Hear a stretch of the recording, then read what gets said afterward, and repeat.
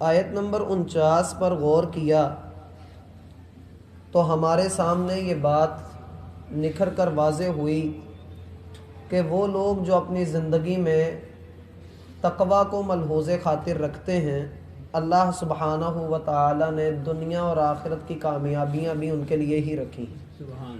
اور در حقیقت تقوی ایک ایسی دولت ہے کہ جو انسان کے دل میں میسر آ جائے، انسان کو نصیب ہو جائے، تو پھر اگر انسان کچی زمین کے اوپر بھی لیٹ کر آرام کر لے تو اسے بادشاہ سے بڑھ کر سکون ملتا ہے۔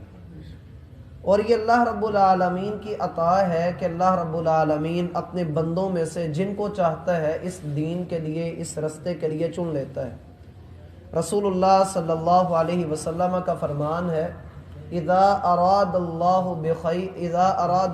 بعبد خیرا، جب اللہ رب العالمین کسی بندے سے بھلائی کا ارادہ کرتا ہے، استعملہ، اللہ اسے استعمال کر لیتے ہیں۔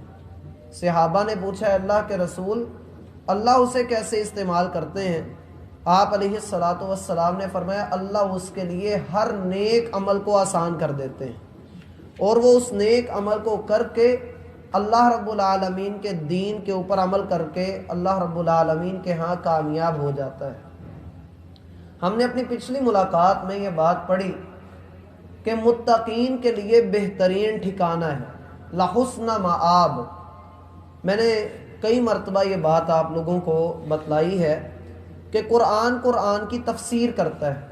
بس اوقات ایسا ہوتا ہے کہ ایک جگہ پر ایک بات کر کے اس کی تفصیل قرآن کے کسی دوسرے مقام پر بیان کی جاتی ہے، لیکن کئی مقامات ایسے بھی آتے ہیں کہ جہاں اگر ایک بات کی جاتی ہے تو اس کی تفصیل اگلی ہی آیت کے اندر موجود ہوتی ہے۔ یہ اس صورت کے اندر یہ دوسری جگہ ہے جہاں پر ہم کسی لفظ کے بارے میں آگے ایک تفصیل پڑھنے لگے۔ لحسن مآب، ایک اچھا ٹھکانہ۔ اب آگے اس کی تفصیل ہے، اور اس تفصیل میں اللہ رب العالمین جو باتیں بیان کر رہے ہیں، رسول اللہ صلی اللہ علیہ وسلم کا فرمان ہے کہ اللہ رب العالمین فرماتے ہیں میں نے اپنے نیک بندوں کے لیے وہ چیز تیار کر کے رکھی ہے جسے نہ کسی آنکھ نے دیکھا ہے، نہ کسی کان نے سنا ہے، اور نہ کسی دل میں ویسا خیال آیا ہے۔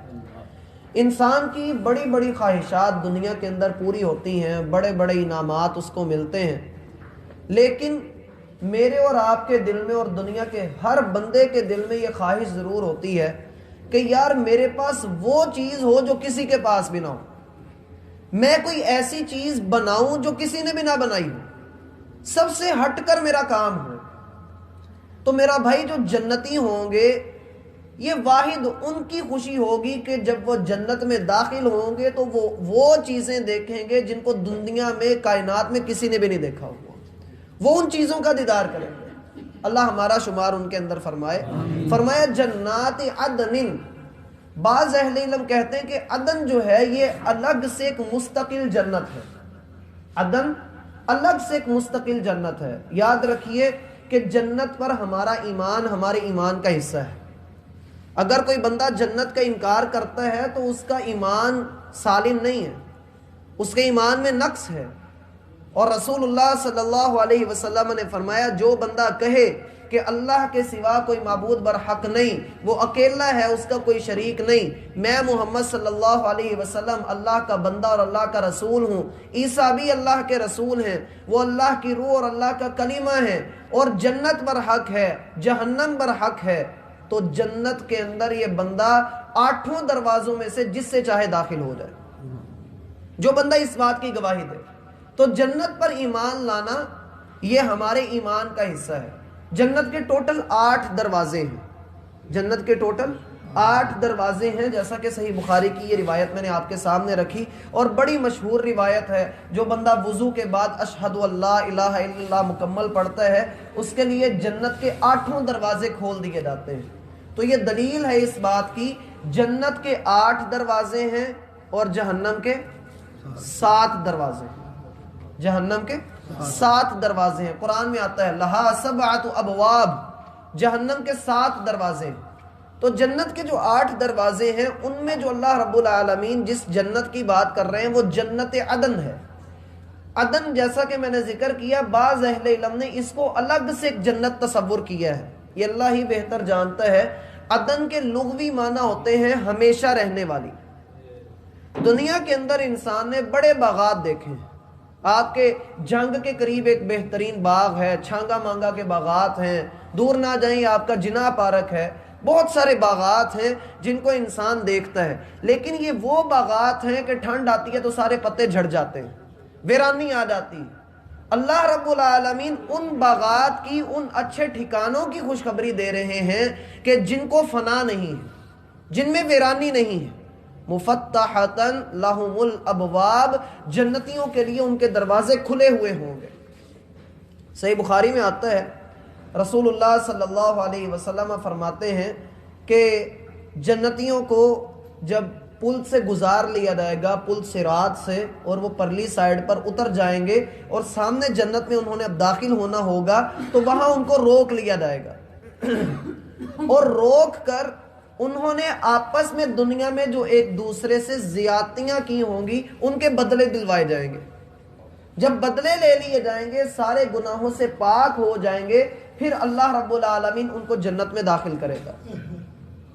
اور جب وہ جنت میں داخل ہوں گے تو رسول اللہ صلی اللہ علیہ وسلم فرماتے ہیں، اس ذات کی قسم جس کے قبضہ قدرت میں مجھ محمد صلی اللہ علیہ وسلم کی جان ہے، یہ جنت میں داخل ہو رہے ہوں گے اور جیسے ان کو اپنے دنیا میں اپنے گھر کے ایڈریس کا پتہ ہوتا تھا، یہ اس سے بھی زیادہ پکا یاد رکھ کے اپنے جنت کے گھر کی طرف جا رہے ہوں گے۔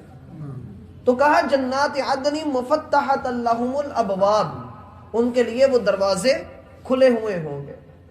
اور یہ انا کی تسکین ہے، جو بندے کی انا جس کو اس نے دنیا میں مار کر رکھا، تقوی کے رستے پر چلا، اپنی انا کا، خواہشات کا گلا گھونٹا اور اللہ رب العالمین کے لیے فرما برداری کی زندگی اس نے گزاری، تو اللہ رب العالمین اس کے لیے دروازے کھولیں گے۔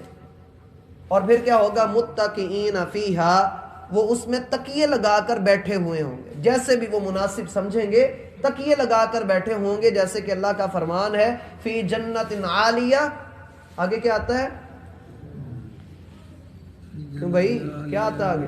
فی جنت عالیہ لا تسمع فیہا لاغیہ فیہا عین جاریہ فیہا سرر مرفوعہ واکواب موضوعہ ونمارق مصفوفہ وزرابی مبثوثہ۔